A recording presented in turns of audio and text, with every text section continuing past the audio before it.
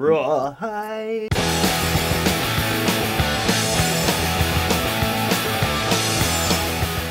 Welcome to the Rowdy.com Big Three with Bassmasters and my good buddy Buzz Cutler on Buck Fever. Thank you, Buck. I like you too. You guys aren't friends. Come on. Give me a break. We're frenemies.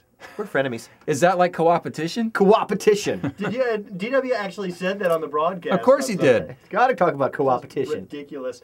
Speaking of co-opetition, Ryan Newman said to Dustin Long, and probably lots of other people, hey, if we need to go to Talladega because the fans like it and it's entertaining, I get that, but could we please not make it a points race?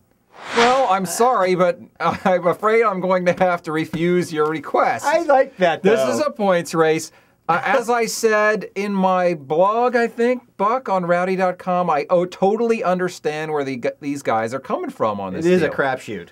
It is. There's a luck factor here that's just so much greater than any other race, but, you know. Ryan, we can't do that, although I completely understand what you're saying. I know where you're coming from. We can't change the fact that Talladega is a whole different ball of wax. It's just There's 34 other races in the season. Now, you might quibble a little more with the fact that you got one of them deals in the Chase. Yeah. But it's Talladega. It's a great race. And it was so much fun to watch. And you can't tell me, by the way, that Kevin Harvick didn't demonstrate a ton of skill winning that race. Would it be any less fun to watch if it wasn't a points-paying race? Yes, it would be less fun to watch. They wouldn't. What would be the God, point? Imagine if it was.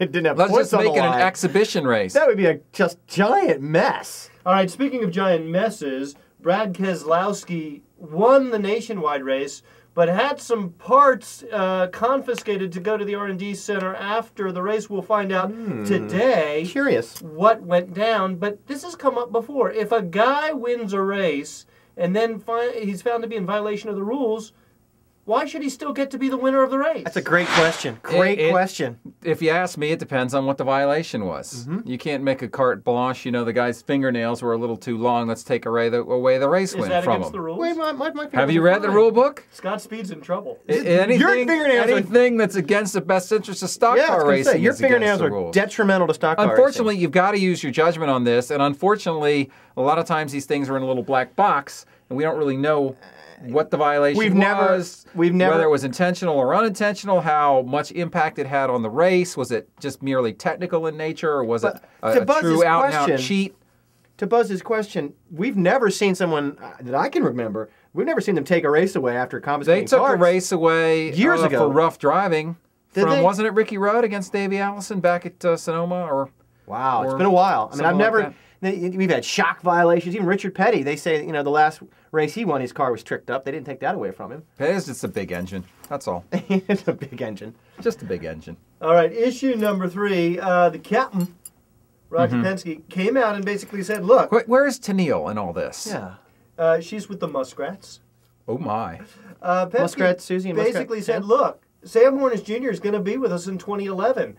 Do you think his vote of confidence, his letter of support's a little premature?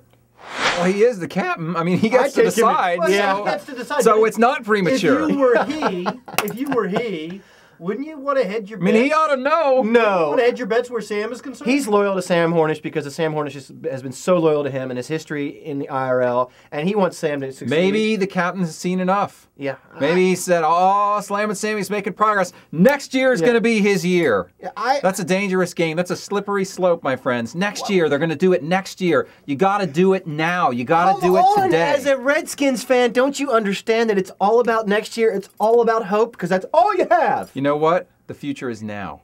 The future is now. Doris Kearns Goodwin wrote a great book about the Brooklyn Dodgers called Wait Till Next Year. Yeah. That's great. I'm really happy about that. Wanted to recommend that. That has been your Rowdy.com Big Three for today. 3 big burning issues. We didn't talk about the Daytona repave, Cutler. We can talk about that tomorrow. Okay. They're not going to finish it till January. We have plenty of time. I think it's big news. It's going to be fast. Yeah, it is going to be fast. Really fast. It's actually going to take them quite a while to repave. Okay. Thanks. We're wrapping it up in a nice little package and tying a bow on the top. Slip, slop, gobble.